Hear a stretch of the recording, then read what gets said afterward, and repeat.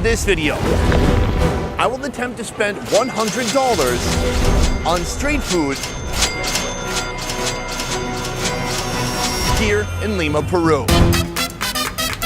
Lima is an incredibly populated city. 1/3 of this nation's population lives right here in Peru's capital. Peruvian food is extremely wide-ranging, especially when you get out on the streets and try out the street food. It's totally worth doing. But can I spend $100? Well, I'm gonna find out soon. The places we're shooting today are not the most safe in Lima. That's why today we have this guy. He has a gun. Hopefully we have a safe, fun day here in Lima, and the worst thing that happens is I get way too full and I have to take a nap. In the neighborhood around me, it is dense, it is populated, there's a lot of street food happening. It is a Sunday. It is a perfect day to hit the streets. Let's get moving.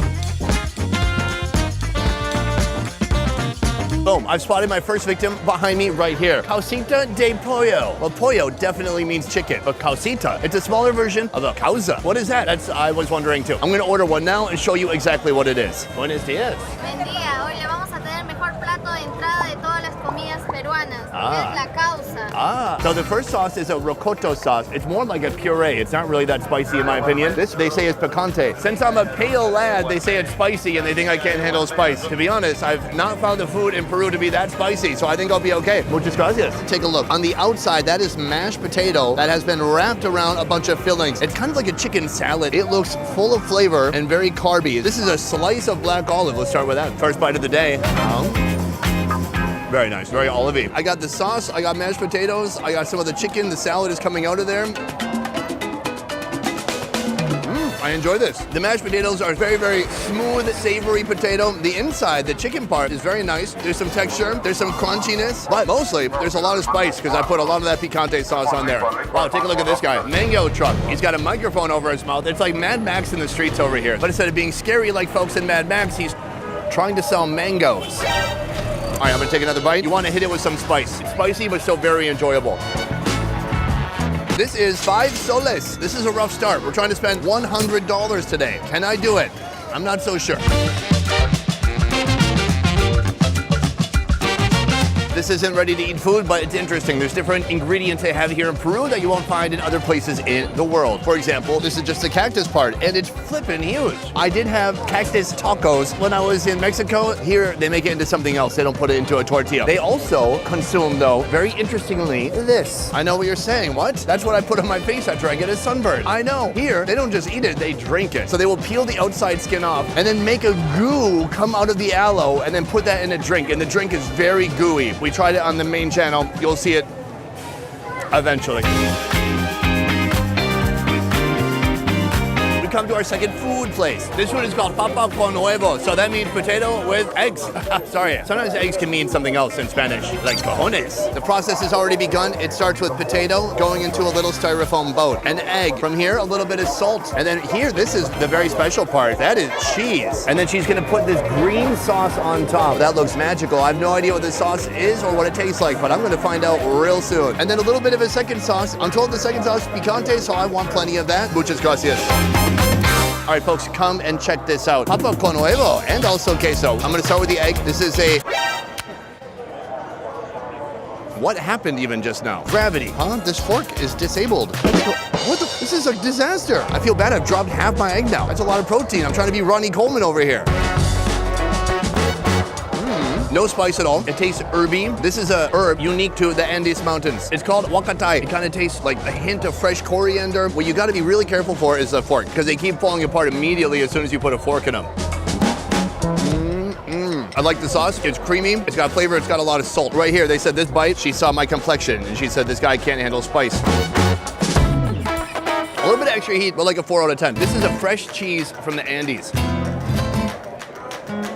It tastes fresh. It tastes pretty much exactly like paneer, but with a load of this green sauce on there. It has a beautiful, delicious, creamy, dairy-filled, cheesy flavor to it. Very rewarding. This whole plate right here, 5 soles only. We have to eat a lot more food. Let's keep moving. I don't know what just happened. I just got a free show and there was no drink minimum.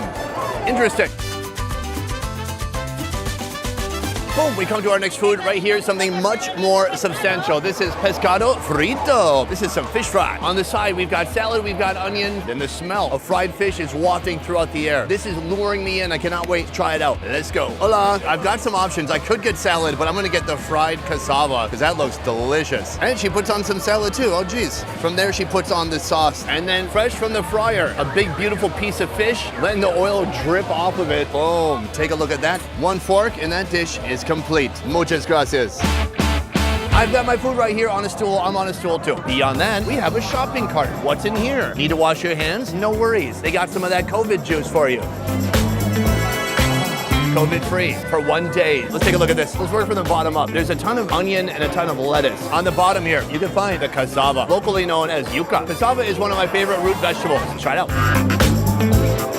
Oh yeah. The funny thing though, she fries the cassava in the same container where she's boiling the fish. So when you bite the cassava, you get a hint of the spirit of the fish. Let me put it down for easier handleability. It comes out pretty easy. It's steamy. It's still insanely hot. There don't appear to be a lot of bones. Do you know what kind of fish it is? It's purel. Purel? Purel. Purel? Fulel. Purel. Mackerel. That helps. In the local language, this fish name is very hard to say. I'm gonna go with mackerel. Cheers. Juicy, crunchy, strong seasoning. A bit fishy too. I'm fully aware that I'm eating fish in this moment. From here, I'm going to the shopping cart. I'm told this is spicy sauce. Can I put it on fish? Well, I am. What if that's where they put their out-of-date sauce? And they're like, who would take sauce from a shopping cart and eat it? What an idiot. Me, I guess? All right, let's try it. Picante sauce and some mackerel. Let's go.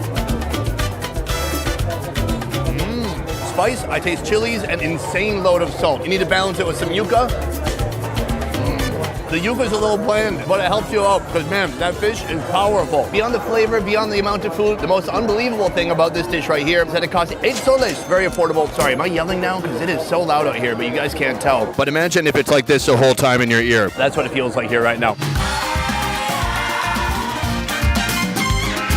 After that heavy fish, I'm ready for a light snack or dessert, such as what is behind me right now. Coconut. It's not just for coconut water. It's not just for coconut oil. You can also do this with it. Let's go take a look. Here we have a few different coconut options. First of all, they will husk it for you, and you can buy fresh coconut. Right here, they have bigger strips of coconut, candied and molasses, and then they have 2 types of shredded coconut, white and brown, both candied and both looking very, very sweet. So I'm ordering 1 Blanca and 1 of these right here. Muchas gracias. This is candy from nature. It's very brown, it looks shiny and gooey. Very tough. You bite into it, it's very sweet, slightly molassesy, but not bitter at all. More like a delicious brown sugar. The thinner pieces are better than the thicker pieces because there's more candy coating. I like it. That's a kid down there who just walked by. Oh no, he's being arrested. Here, a very different flavor. Also coconut, shredded, white. It's gonna be less brown tasting and more white tasting. You can see the crystallized sugar all over on the outside of this thing. Cheers. Really sweet because it tastes a little bit like coconut oil and sugar together. Here's what this would be perfect with: coffee or something bitter. Something intensely bitter and something intensely sweet together, like me and my wife. I'm very sweet and she's the one holding the phone right now, so I will not go on. Let's get more food. Oh, another food right here that we're not going to eat, but we are definitely going to talk about. This right here is, any guesses? Any guesses? That is a guinea pig for sale, already butchered right here on the sidewalks of Lima. I love it. Now, in our main channel series, we did eat this. We tried it in the mountains, in the Andes, and it was a fascinating video. You have to check it out when it comes out eventually. It's a very unique food, not something you see every day. Guinea pigs right here on the sidewalk. Oh, if you don't like guinea pigs, you can also just get some trout. Street trout. Boom, check it out right here. I was very intrigued by this because this lady is wearing a hat that is also an umbrella. Very practical, I love it. And then I found out she's selling an alcoholic beverage. And I knew I had to stop by. Let's take a look. Hola. So I've ordered 1 glass. Inside, you can see it's foamy, it's frothy. This is fermented corn inside. She reaches down here into her bin and she pours it out just like that. Muchas gracias. Boom, here it is. I just asked, well, what intensity of alcohol does this have? I'm told it's like a beer, 12%. 12%? What kind of beer do people drink in Peru? Usually beer would have 5%. This looks like a meal and a drink all in one. Come take a look. I mean, it's like the sediment from the Amazon River in a cup. Here we go. Oh, I bet it's got maybe 2% alcohol. I don't taste like any alcohol, but it tastes almost like a thick, sweet apple juice with a hint of corn flavor.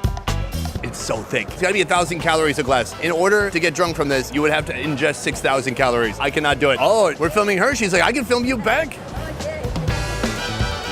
A refreshing break. I'm ready for more intense, heavy food though. Let's keep moving. Our next dish is a big one. It's right behind me. It's called kocha yuyu. This means seaweed. It looks like a big soft plate of slop, but it's much, much more than that. Let me explain. I got to show you for you to understand. This dish here comes with 4 sections. The lid comes off. She gets the seaweed on there and she piles it high. The next lid. This is a different type of seaweed. This has been stewed with potatoes. This is something that translates into wheat stew. Now, what is a wheat stew? I don't know. I'm going to find out soon with my mouth. From here, the grain that this country is famous for. A big sloppy scoop of quinoa mixed with the wheat stew. Then she puts on some fried corn and some nice spicy sauce right in the middle. That is a big soupy seaweed mess. Muchas gracias. Boom, check it out, guys. Look how much everyone's enjoying this dish. It is very popular. Everyone's loving it. Where to start? Well, quinoa. It's a superfood. It's going to give you superpowers and heal you from cancer. Or it's just another grain. Oh, that is nice. Feels like beans. Seasoned, savory. I gotta be careful. That is a lot of calories. I'm told this food comes originally from the mountains, although seaweed, I'm almost positive, comes from the ocean. Let's try this out. Is this really seaweed? My instincts say, yes, probably. But it's been stewed so long, it's almost mushy. It's like a paste. It tastes like greens. It doesn't taste seaweedy. This is another type of seaweed. It's brown. That's how I know it's different. Oh, that one definitely has seafood flavor in it. That's got like that kelpy kind of chewy feel to it. Under here is what I'm told is a wheat stew with these fried pieces of corn on top. Now we finally got some crunch and some stewy goo together. Let's try it out. What's so weird is this corn. It's so crunchy and papery and hollow on the inside. Every time I eat it, I feel like I'm eating crickets and grasshoppers. A very unique plate, very affordable too. This right here comes in at 5 soles. It's savory, it's sloppy, it's fun, and people here seem to love it. One of the most fun parts about coming to a market, especially in a new continent, is finding fruits and vegetables that you've never seen anywhere else before. Yes, I know, I said fruits and vegetables. Can you believe it? Come here, let me show you this. Here, they have a special kind of corn. It looks almost black when you look at it. This is actually dark, dark, dark purple. This is turned into a popular drink. They essentially juice the corn, they boil it with pineapple skins, they put in some cinnamon and enjoy. But the next day, if you go to the bathroom and it's purple, you're not dying. It's like when you eat beets, I assume. Okay. Does that only happen to me? You guys ever eat too many beets and you think you're dying the next day?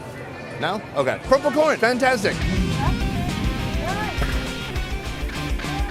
So we just saw the purple corn, and then here I found a dish being made with that same purple corn. This is called mazamorra morada. So this is a combination of kind of a rice pudding with the purple corn. Enough talking, let's see how it's made. Basically, we have 2 containers here, and we're gonna get a little bit of both. Here we have the rice pudding. That's gonna go on 1/2 of the bowl. A large portion of that's milk, that's rice, I'm assuming sugar, and then this is what comes from the purple corn. You can see it's thick, gloppy, gluey. It's the perfect yin and yang here in Lima. She tops it with a little bit of cinnamon, toss in a spoon, and that is 700 calories of deliciousness. Muchas gracias. Check it out right here. This snack and or dessert is 4 soles. You can see it's interesting. It's obviously 2 peculiar and different ingredients. I'm told the rice pudding comes from the Spaniards, but this purple part is something that's indigenous to this area. The corn is making it sweet and it's offering a lot of color. There's also some apple in there and some pear as well to give it even more sweetness. Well, let's see how sweet it really is. Oh, it's slimy. You can taste the pears. The cinnamon goes very nicely with it. There's little chunks of fruit inside. At first, the texture threw me off, but the more I eat it, the more I like it. All right, let's try out the rice. Mushy, milky, and slightly sweet. Get that all together. Oh, look, sometimes there's giant pieces of fruit inside that are surprising. That definitely is a peach pit right there.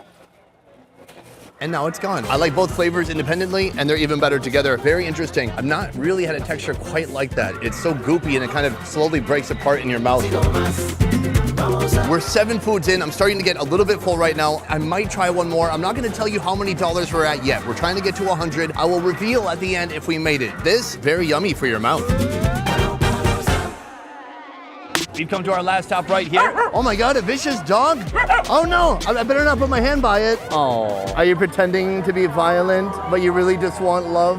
That dog's gonna keep barking and it's gonna keep bothering me, but we've got no choice but to move forward. Here, chicken Juanes. What is that? Well, let's find out. Señora, uno Juanes, por favor. It starts with a basket, and she takes this leaf right here. The food's already been cooked inside the leaf. Then she puts on a bit of plantain. If you open it up a little bit more, you can see there's chicken, there's rice, there's olive, there's plantain. And then here, what looks like a salsa, some onions, some chilies, and some other beautifully fresh ingredients inside. That looks delicious. Muchas gracias.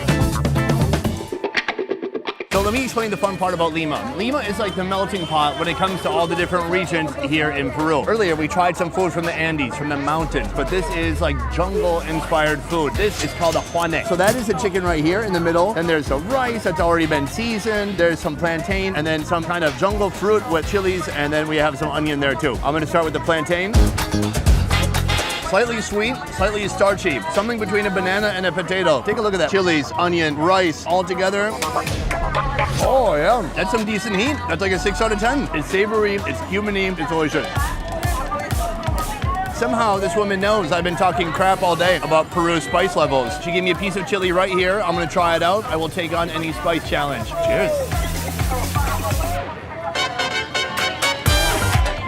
It's like a habanero, ton of flavor. Really spicy too, but really delicious. Delicioso. My stomach is gonna thank me later, but it's gonna be sarcastic when it does so. Finally, piece of chicken. Chicken, it's good. It has the same flavor as the rice. The star of this dish is the salsa and the fact that it's right here and you can keep adding more and more and more. And if it makes you have to go to the bathroom, this lady will hold the toilet paper for you. That is incredible service. Gracias.